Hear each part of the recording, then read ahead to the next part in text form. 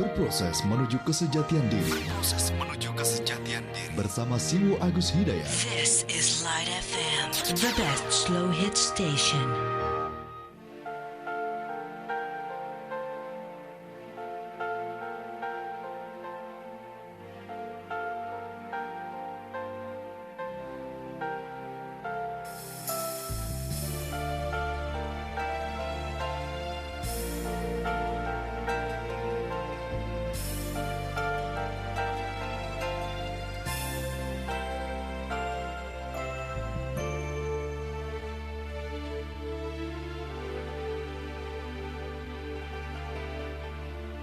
Di gelap pekat langit malam, sinar bintang laksana manikam.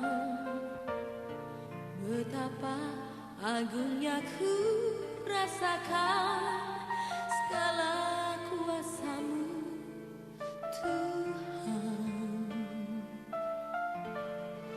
Samudra biru luas membentang, nyanyian ombak merdu bersahutan. Betapa indah rasanya anugerah-Mu untuk manusia. Terima kasih Tuhan atas kenikmatan hidup ini. Terimalah syukur yang ku panjatkan kepada diri-Mu. Kau ciptakan semua yang terbaik dan yang terindah. Terima kasih ku boleh menikmati anugerah kehidupan.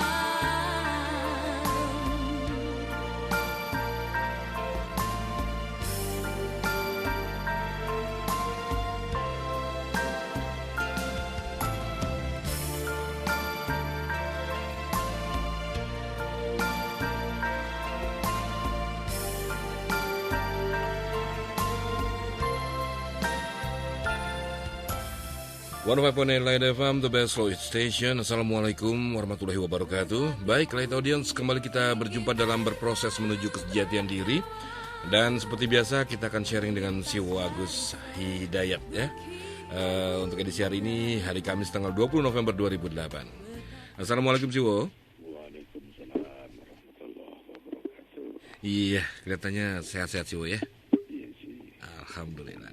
Baik, silakan Light Audience, Anda bisa coba menghubungi saya di 633-2705 atau juga bagi Anda yang bisa streaming di www.lightfmjakarta.com. Silakan Anda juga bisa coba menghubungi ya di nomor telepon kami di 0216332705 ya. Baik, kelihatannya di ujung telepon sudah ada dengan tersambungkan dengan Pak Alwi di Depok. Oke, selamat malam Pak Alwi. Assalamualaikum. Assalamualaikum. Waalaikumsalam, silakan. Assalamualaikum, Mas Jiwo. Waalaikumsalam.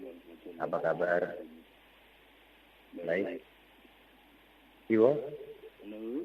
saya minta sharing mengenai sebenarnya ada juga di beberapa radio saya dengar beberapa ya golongan lah bisa dibilang gitu mengenai pandangan itu Jiwo. Maaf, lagi sebentar. Rumahnya di pinggir rel, Jo. Sekarang yang lagi di termasuk di daerah kaya gitu, agar kita tidak terjebak dalam istilah bid'ah gitu. Satu. Ya, bid'ah dan apa Pak Alwi? Bid'ah. Bid'ah, ya. Oh, bid'ah saja. Baik. Begitu saja. Terima kasih, Mas Sen. Ya, Assalamualaikum. baik. Waalaikumsalam warahmatullahi wabarakatuh. Terima kasih Pak Alwi di Depok yang diangkat Topik kali ini Siwo yang akan kita sharingkan yang pertama dari Pak Alwi Depok adalah tentang bid'ah Siwo. Iya. Saya ambil ya.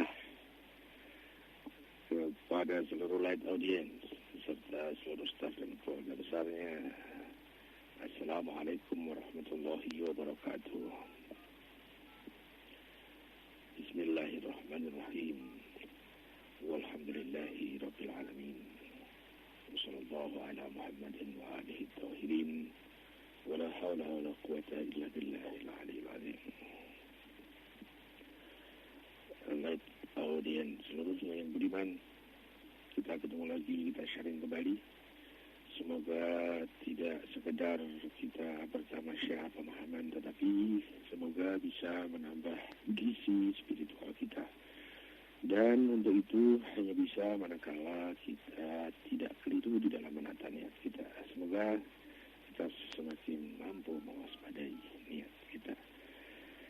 Dan sebagaimana biasa, saya duduk berdiri di sini sebagai teman sharing Anda, bukan sebagai narasumber dan bukan sebagai rujukan. Jadi jangan tergesa-gesa diterima, jangan tergesa-gesa ditolak.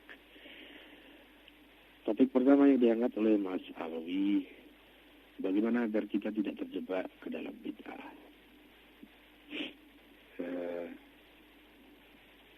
Kita ambil lagi satu kaidah yang sangat mendasar, yang sangat universal, bahwa barang siapa yang salah memahami, maka dia atau saya atau kita akan cenderung salah mensikapi.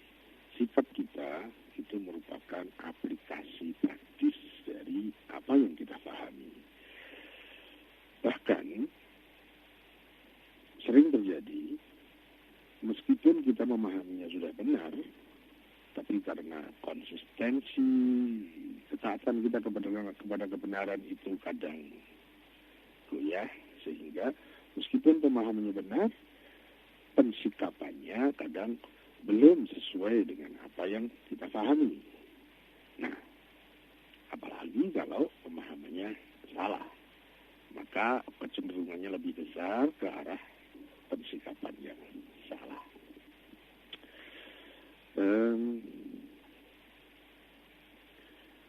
Kayaknya itu dalam segala masalah.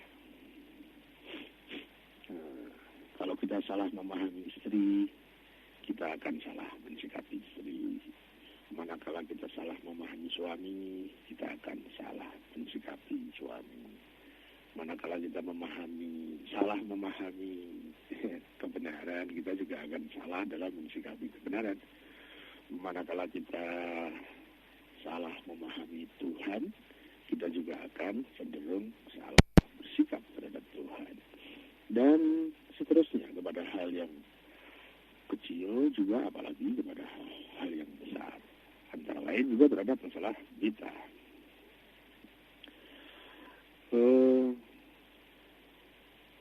Dalam rangka sharing pemahaman, kita sekarang ini bukan dalam sharing sikap, tapi sharing pemahaman. Jadi kita hanya bisa bertukar pikiran, kita hanya bisa bertukar pemahaman soal bagaimana persikapan. Itu tanggung jawab kita pribadi masing-masing. Bid'ah itu sepanjang yang saya tahu nih, kalau dipakai dengan istilah bebas dengan bahasa Indonesia adalah hal-hal yang baru. Disebut bid'ah, hal-hal yang baru. Tapi kalau hanya kita ambil dari makna kosakatanya saja, itu belum sampai kepada yang dimaksud. Ada makna etimologisnya, dari makna lughawi, makna bahasanya. Ada juga makna yang lebih kita akan coba, yaitu makna dikaitkan dengan istilah. Jadi terminologis, istilahan. Nah, itu sudah menjadi lebih spesifik. Apakah yang disebut bid'ah? Bid'ah sesuatu yang baru, tetapi manakala dikaitkan dengan masalah-masalah hukum, dan yang dulunya hukum itu tidak ada, kemudian mengadakan hukum yang baru, masih ditambah lagi, hukum yang baru itu keluar dari standar hukum yang telah ada. Nah, jadi agak lebih spesifik, agak lebih koridornya itu ada. Misalnya kalau ingin ditambah bentuk perbandingannya bisa begini, agar bisa lebih fokus lagi, lebih spesifik lagi. Misalnya begini. Kalau ada istilah tentang syirik, misalnya ya, orang yang melakukannya disebut musyrik. Nah, ini koridornya adalah tentang keyakinan. Jadi di kotaknya dibatasi tentang keyakinan. Jadi semua yang tidak terkait dengan masalah keyakinan tidak bisa dihubungkan dengan istilah ini, yaitu syirik misalnya. Orang mau ke Gunung Kawi lah, orang mau pakai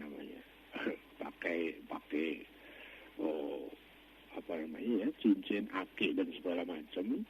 Orang mau dia membakar kemenyan dan seterusnya, itu manakala tidak disertai dengan keyakinan-keyakinan tertentu yang masuk kepada sesuatu yang disebut syirik itu tidak bisa masuk ke kotak syirik. Jadi kotak syirik itu terkait, kotaknya ada pada keyakinan. Ya, misalnya seperti itu. Nah, bid'ah itu juga punya kotak. Kotaknya di mana? Hukum.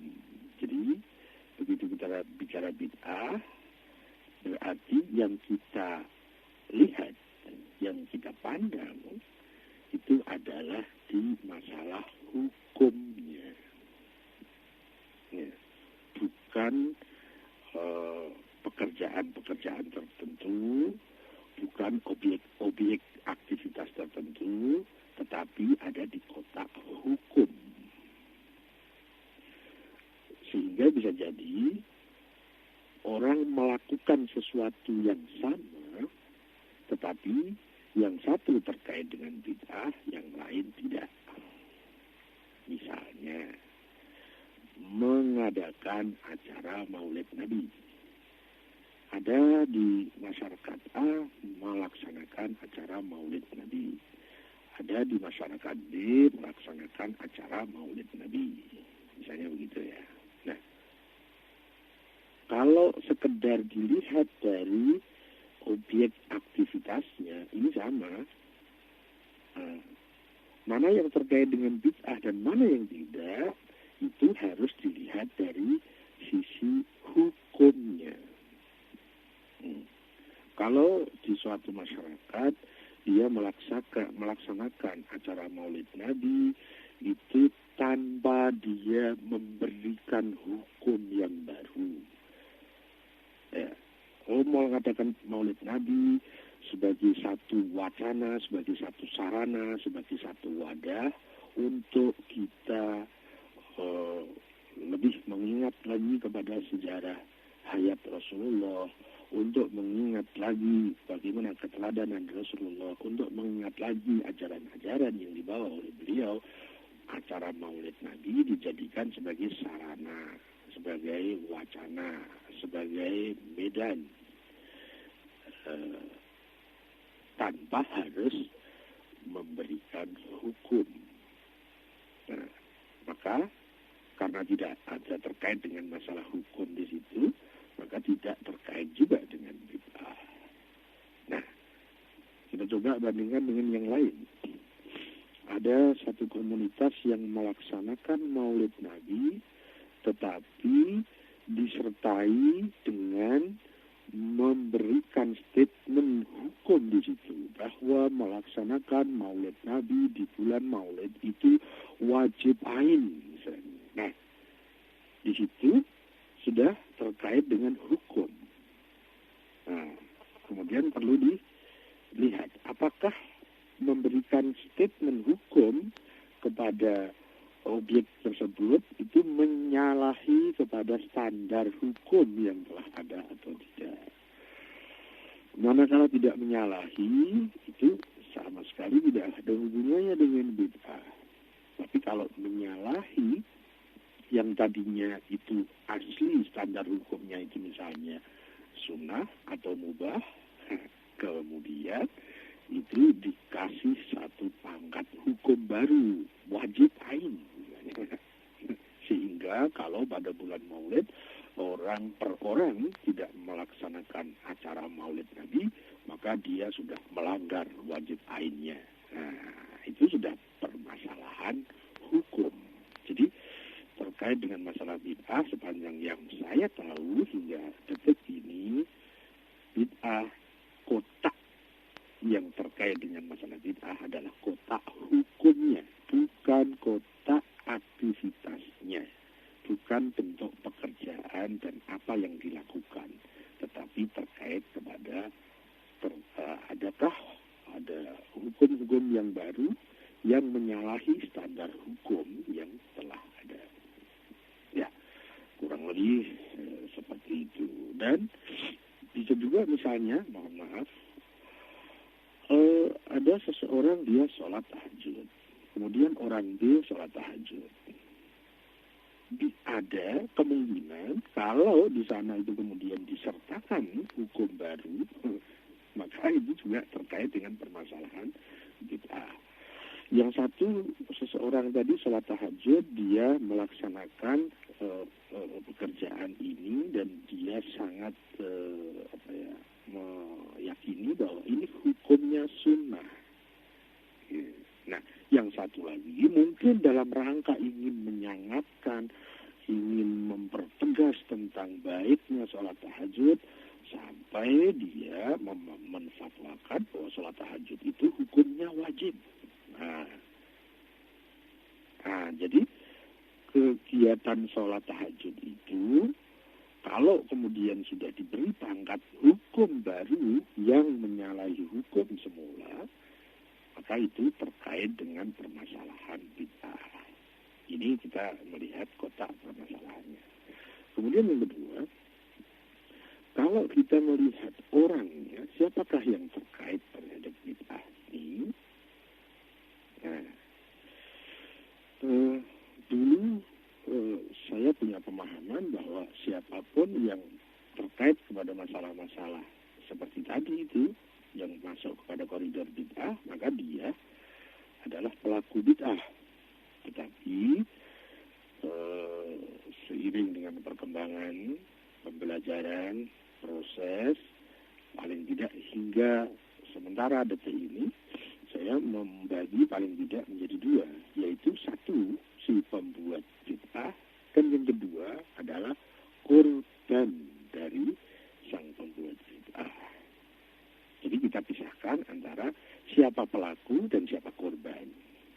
Nah, sepanjang yang saya tahu lagi bahwa seseorang disebut sebagai pelaku bid'ah itu adalah orang-orang yang dia memang berkecimpung di bidang hukum.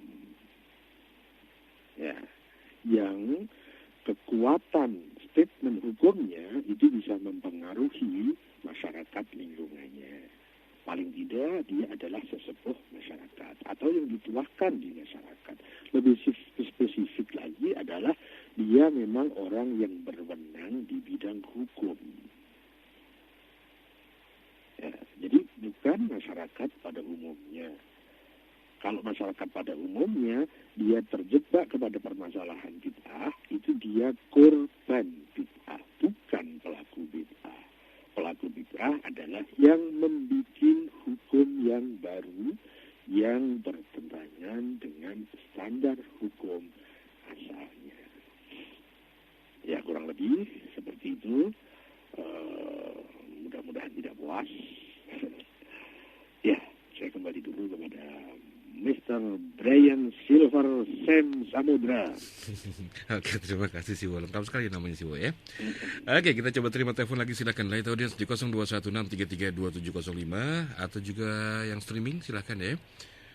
Di www.lightfmjakarta.com. Silakan juga Anda bisa menghubungi di 0216332705. Assalamualaikum. Halo. Assalamualaikum.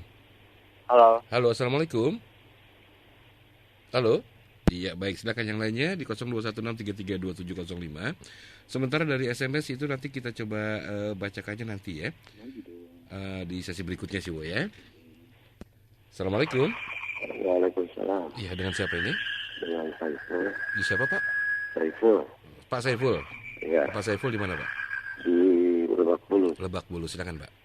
Ya, saya mau menanggapi masalah bid'ah tadi. Saya tertarik dengan masalah bahwa ada satu koridor bid'ah itu adalah koridor hukum. Namun demikian banyak orang-orang yang melakukan suatu peringatan-peringatan sebagai contoh tadi yang contohkan, yaitu Maulid Nabi atau yang lain-lainnya banyak sekali. Namun di dalam satu perayaan tersebut banyak hal-hal disebut di statementkan atau dianjurkan secara implisit. Anjuran itu adalah merupakan suatu statement, yaitu bahwa Maulid Nabi ini adalah merupakan suatu kontinuitas atau terus-menerus yang harus dilakukan. Nah, ini memang ada kabur antara hukum atau statement atau anjuran. Namun demikian, saya sependapat bahwa kalau sudah dalam koridor hukum, bahwa itu adalah satu bid'ah. Tapi kalau di dalam hanya suatu kita mengingat segala macam tentang Rasulullah, maka itu adalah tidak bid'ah. Jadi jangan sampai orang-orang yang kurang pemahaman sehingga timbul sesuatu yang tidak baik antar kalangan Islam. Mungkin itu saja yang bisa ringkan ya. Baik, terima kasih Pak Saiful. Assalamualaikum. Baik, terima kasih Pak Saiful di Lebak Bulus. Siwo mungkin ingin menanggapi? Iya, monggo. Sedikit saja ya, silakan. Banyak juga nggak apa-apa Siwo. Bulus, terima kasih Mas Saiful. Yang saya garis bawahi adalah kita harus membedakan antara fatwa hukum dengan anjuran. Itu sangat jauh berbeda, ya. Kalau anjuran itu siapa saja boleh melakukannya. Tentu anjuran itu juga ada anjuran yang baik, ada anjuran yang kurang baik, ya. Ada anjuran yang benar, ada juga anjuran yang tidak benar, gitu ya. Tetapi itu tidak masuk kepada koridor hukum. Kalau anjuran itu bukan masuk kepada koridor hukum. Itu kalau pakai bahasa yang lebih enak, misalnya himbauan, himbauan seyogianya, itu kan bentuk himbauan. Itu tidak masuk kepada koridor hukum. Jadi sangat berbeda antara anjuran dengan hukum. Ya, yang saya tanggapi, saya pikir itu saja. Dan tadi kalau himbauan dari beliau agar kita tidak terjadi hal-hal yang tidak baik, kita tergesa-gesa menghukumi orang lain, misalnya, oh ini kamu bid'ah dan seterusnya. Ya, sepanjang itu kita sampaikan dengan argumentatif, sepanjang itu kita sampaikan dengan bentuk cinta kasih kita kepada sesama teman, bukan dalam bentuk penghakiman yang notabene ada kebencian dan sebagainya. Saya kira tidak ada masalah, sehingga terjadi bentuk mekanisme dialog, mekanisme sharing. Saya kira tidak ada masalah, ya. Nah, saya kira meskipun niat baik, tapi kalau cara untuk mengaplikasikan niat itu kurang bijak, itu niat baik itu tidak akan sampai kepada apa yang dimaksud, gitu ya. misalnya niat baik kita agar teman kita ini tidak melakukan kesalahan, tapi cara kita dengan main hakim misalnya ya, dengan klaim-klaim yang menyudutkan orang lain misalnya, tanpa bentuk adanya pencerahan argumentatif, itu saja kayaknya yang jadi masalah. Nah, mudah-mudahan kita semakin ke depan semakin bisa menghargai pendapat orang lain, semakin bisa menghargai argumentasi orang lain. Toh kalaupun argumentasinya berbeda, kita akan bisa komparasikan, kita akan bisa perbandingkan. Dan kalau memang yang kita cari adalah kebenaran, tentu kita akan mengambil mana argumentasi yang lebih valid, mana argumentasi yang lebih mapan, mana argumentasi yang lebih relevan terhadap apa yang dikemukakan. Ya, kalau kemarin-kemarin mungkin masih kecenderungan lebih banyak suka menghakimi orang. Padahal kalau dengan agak gayanya itu bergurau gitu kan, kadang saya nanya, kok menghakimi sih? Memang sudah kursus hakim ya? Dan juga apakah kita diberi tugas untuk menghakimi orang? Ya, kecuali kalau memang orang diberi tugas, memang tugasnya menghakimi, dia memenuhi syarat menghakimi, maka akan terjadi penghakiman yang bijak. Tapi manakala kita bukan tugas kita, apalagi kita belum memahami, menguasai bagaimana kita harus menjadi hakim, kayaknya yang jelas pasti kita diwajibkan menghakimi itu kepada diri kita sendiri. Nah, kalau kepada yang lain, niat baik kita untuk agar teman kita tidak terjerumus kepada hal yang kita pahami sebagai hal yang tidak baik, ya mari kita sharing deh. Kita pakai mekanisme dialog yang ya sebagaimana kita sebagai teman. Mudah-mudahan niat baik manakala disampaikan dengan cara yang baik itu akan juga direspon dengan baik juga. Kurang lebih seperti itu yang bisa saya tanggapkan kepada Mas Saiful. Saya kembali kepada Mr. Brian. Iya, baik, terima kasih Wo, dan Mas Saiful juga ya. Mudah-mudahan tidak puas ya si Wo ya. Mudah-mudahan tidak puas. Mudah-mudahan tidak puas. Baik, kita coba terima penelpon berikutnya. Silakan di 0216332205. Assalamualaikum. Waalaikumsalam. Ya, dengan siapa ini? Dengan Edo, Mas. Bapak Edo di mana, Pak? Di Tangerang. Di Tangerang, silakan Pak Edo. Assalamualaikum, Soh. Waalaikumsalam warahmatullahi wabarakatuh. Pak Edo. Kabar, Soh. Baik. Nah, ini saya mau bertanya sekarang nih. Nah, setelah kita memasuki alam barzah, apakah kita masih diberi ingatan bahwa kita pernah hidup di alam dunia, Soh? Bagaimana bisa diulang? Bisa agak sedikit keras suaranya atau pelan-pelan Pak Edo? Nah, setelah kita memasuki alam barzah, apakah kita masih diberi ingatan bahwa kita pernah hidup di alam dunia, Soh? Diberikan ingatan ya? Nah, Diberikan bahwa kita ingatan. pernah hidup di alam dunia. Oke, itu saja Pak Edo. Oke, makasih, Soh. Baik, terima kasih. Assalamualaikum. Waalaikumsalam warahmatullahi wabarakatuh. Waalaikumsalam warahmatullahi wabarakatuh. Kira-kira ingat nggak sih, Bu? Saya mempunyai beberapa pemahaman berdasarkan argumentasi bahwa orang yang di alam barzah itu sangat ingat, bukan hanya ingat ya. Saya tambah biar ada gregetnya, sangat ingat. Ya, bahkan hal-hal yang di dunia ini kita sudah lupakan, tapi nanti setelah kita di barzah itu menjadi ingat lagi semua. Ada satu kaidah menyatakan begini bahwa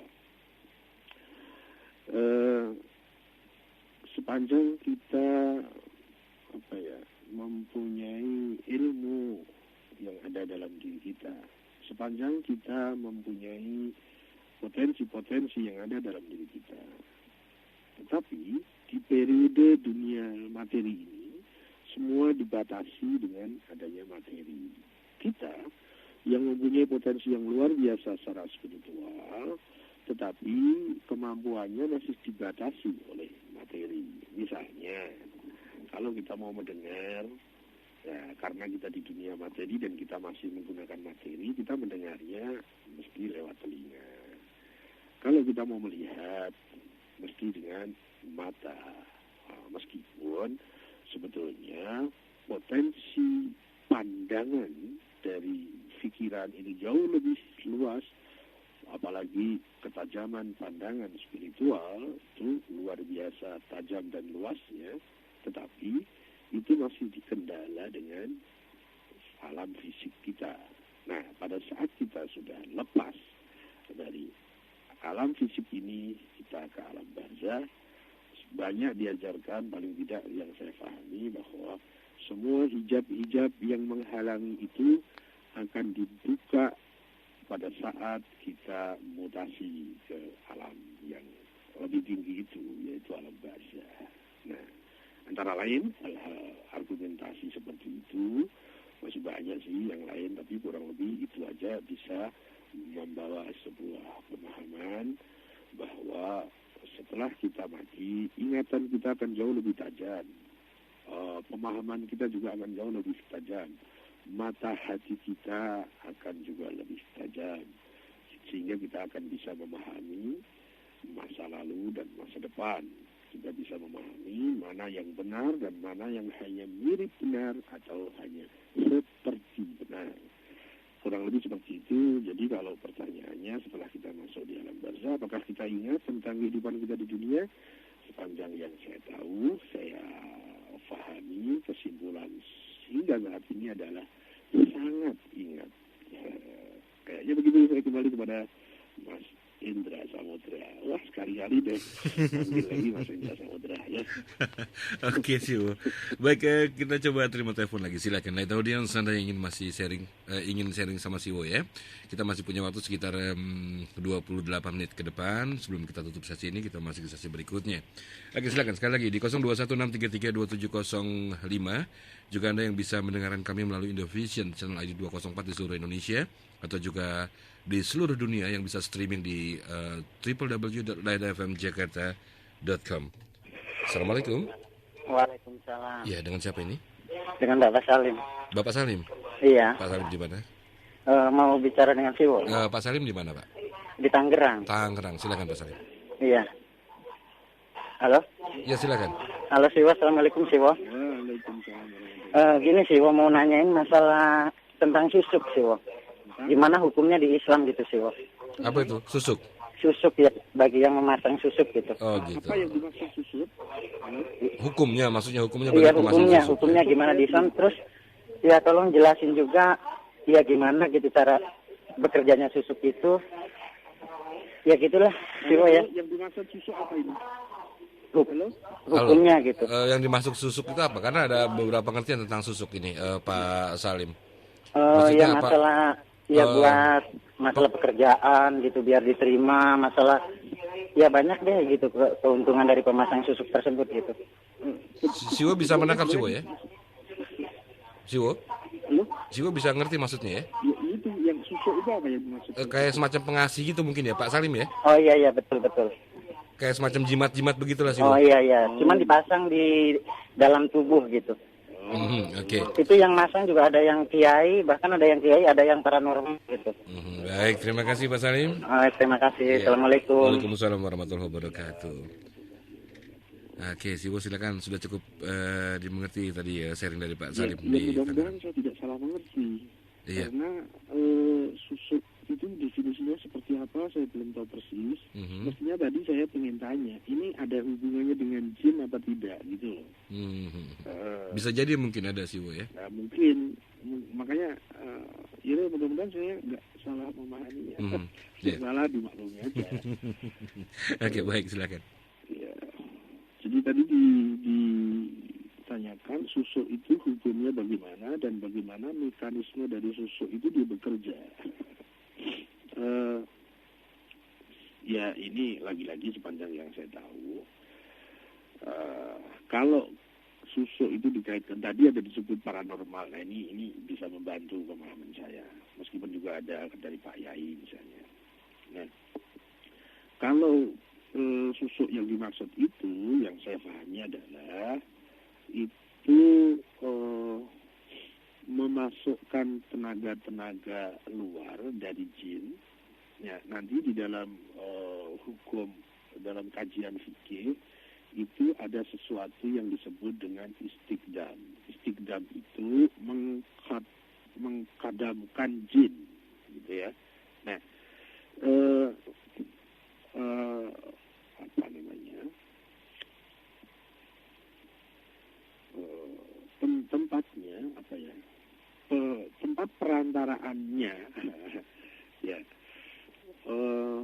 saya mulai dari mana biar enak nih.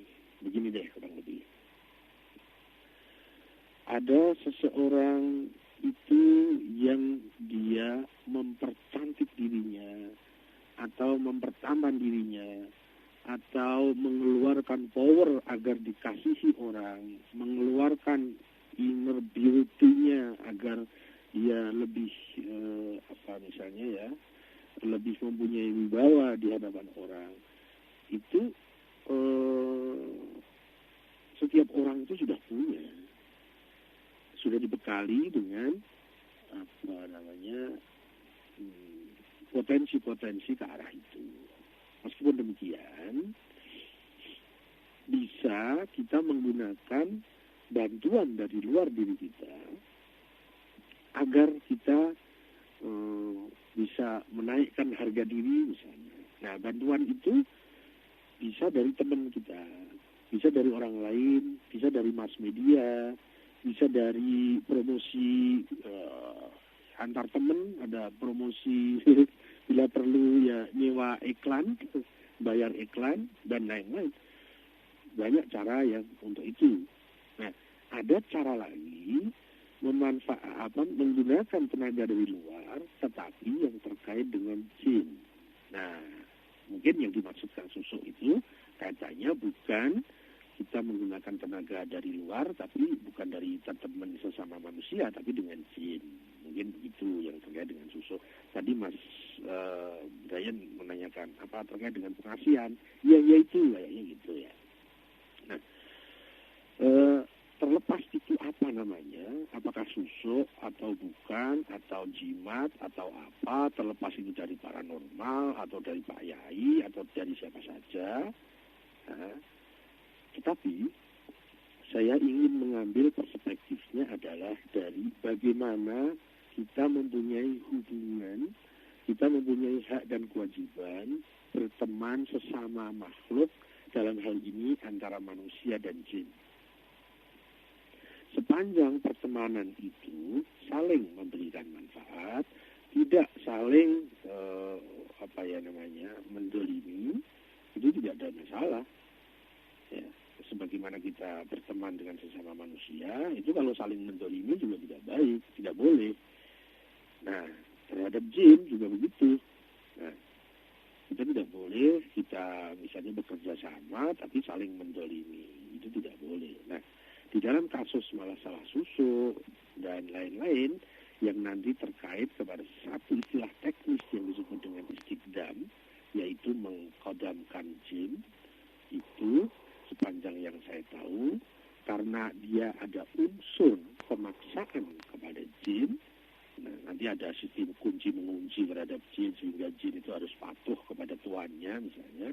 Kemudian dia masukkan dalam sebuah botol atau dimasukkan dalam sebuah kertas atau dimasukkan dalam sebuah yang nanti disebut sebagai susuk mungkin.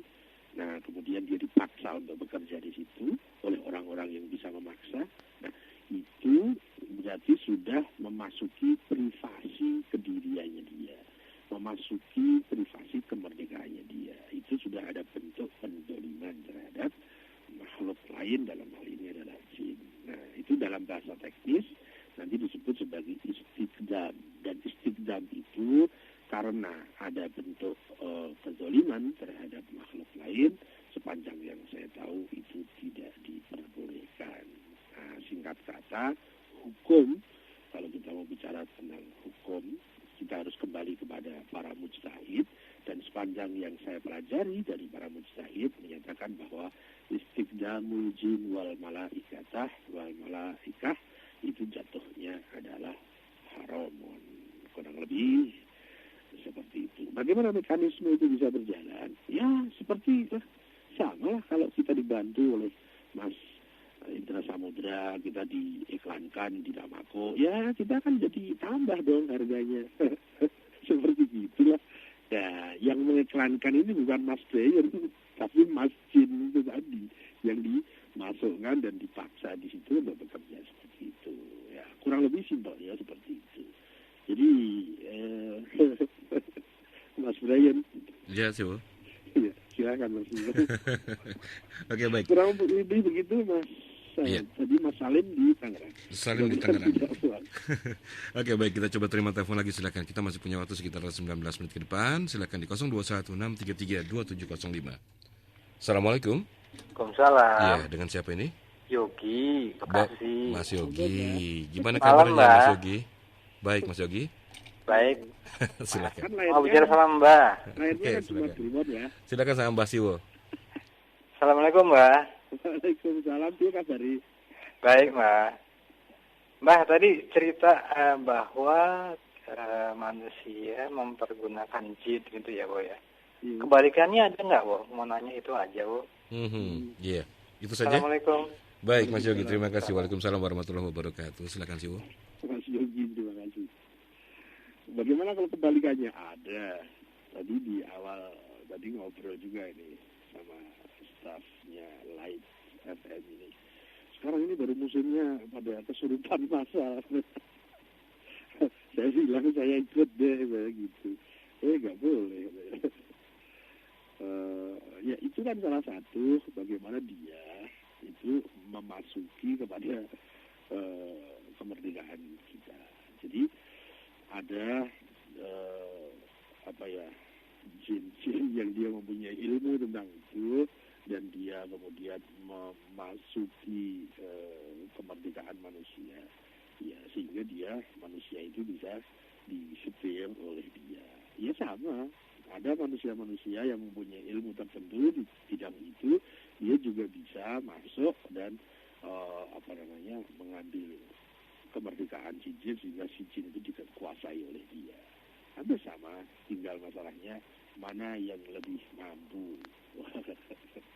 Nah, satu titik yang mungkin saya sertakan sebagai NB, gitu ya. Semakin seseorang dekat dengan Tuhan, semakin dekat dengan Allah, semakin dia mempunyai background spiritual yang luar biasa, semakin dia suci, semakin pribadinya indah, akan semakin sulit dia untuk dibegitukan. Jadi kalau kita tidak ingin ikut kena apa tadi disebut masal dia kesurupan masal gitu. Coba mari kita dekatkan kepada Allah dan kita percantik keindahan pribadi kita. Maka dia tidak akan mampu karena kebaikan imunisasi itu tidak akan mampu ditembus oleh bakteri-bakteri yang terkait yang mutunya di bawah nilai imunisasinya. Kurang lebih seperti itu. Saya kembali kepada Mas Ibrahim. Ya, baik, terima kasih Siwo. Yang lainnya silakan ya. Di 6332705. Assalamualaikum. Waalaikumsalam. Iya, dengan siapa ini? Cahyo. Dengan siapa? Cahyo. Mas Cahyo di mana, Mas? Di Jakarta Selatan. Jakarta Selatan, silakan. Assalamualaikum, Siwo. Bisa agak sedikit keras suaranya, Mas Cahyo? Iya. Mau tanya. Suaranya jauh. Agak sedikit keras suaranya, Mas Cahyo. Yang dimaksud dengan kodam itu apa?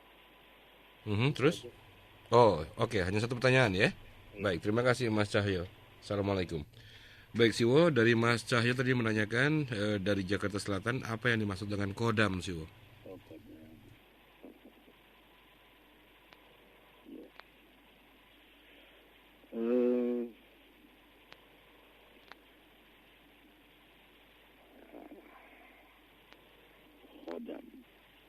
Khodam itu kalau etimologisnya jadi makna harfiahnya itu pembantu. Tetapi kalau sudah masuk ke istilahan terminologi, yaitu adanya upaya memaksa makhluk lain, dalam hal ini adalah jin. Kemudian dia mau tidak mau, kemudian dia harus ikut kepada sang pemaksa itu. Itu disebut dengan mengistiqdamkan jin. Itu disebut menghadamkan jin.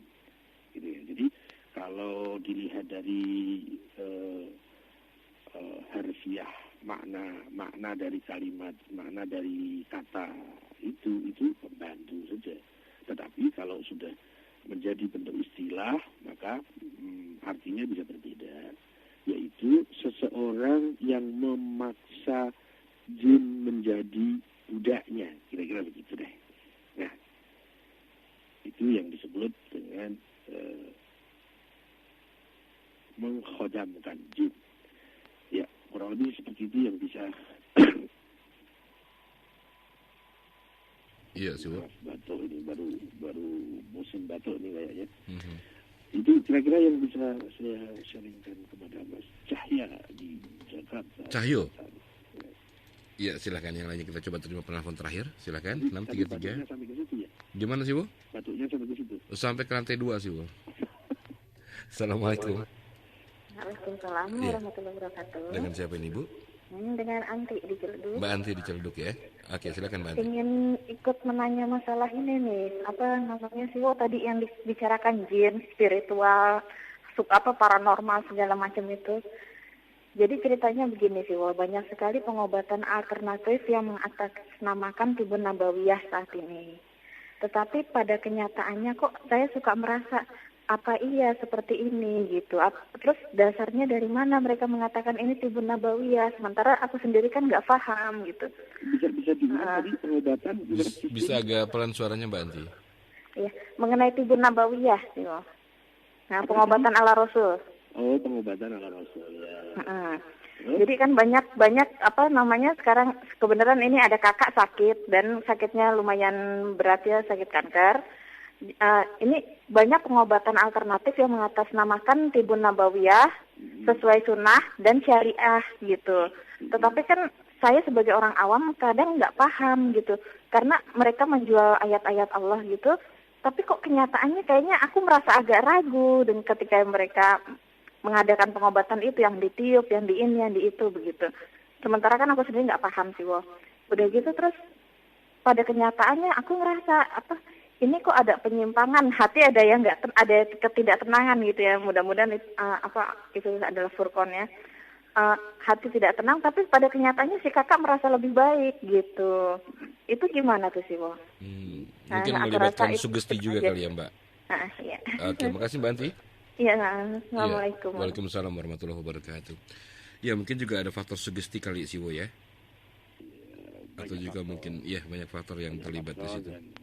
Saya tidak tahu persis faktor dari mananya. Yang diangkat tadi bahwa ada sistem pengobatan yang ala Rasul gitu ya. Itu satu. Kemudian kedua, saya garis bawahi tadi ada kalimat yang cukup kayaknya harus hati-hati menggunakan kalimat ini, yaitu menjual ayat-ayat Allah. Apa sih maksudnya menjual ayat Allah? Kemudian tadi terkait dengan kasus penyakit kakaknya, ya sebetulnya dia lebih membaik, tapi saya ragu. Ya. Begini sepanjang yang bisa saya sepanjang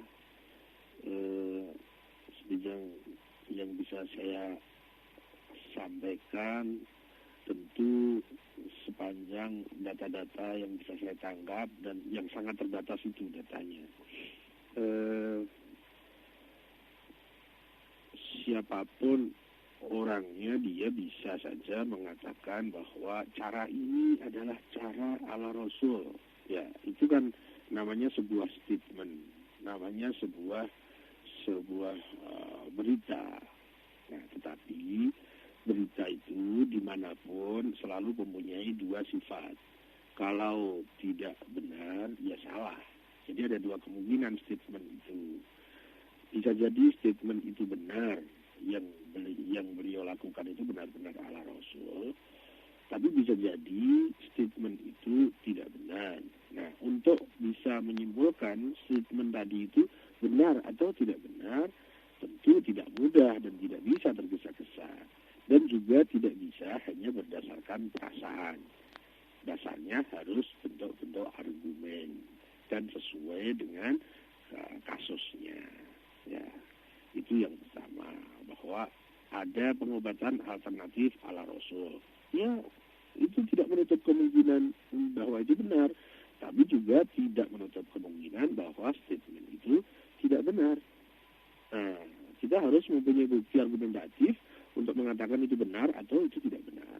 Dan tidak bisa tergesa-gesa menyimpulkan. Dan kalaupun kita ingin menyimpulkan, kan tentunya kita harus memahami masalahnya, kita dudukkan dan kita ukur dengan alat ukur yang relevan. Kayaknya begitu deh. Nah, dan alat ukur itu tidak bisa dengan perasaan.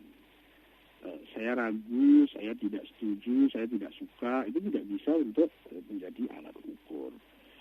Ya, kurang lebih itu. Kemudian yang kedua, menjual ayat-ayat Allah. Ini menurut saya sangat serius.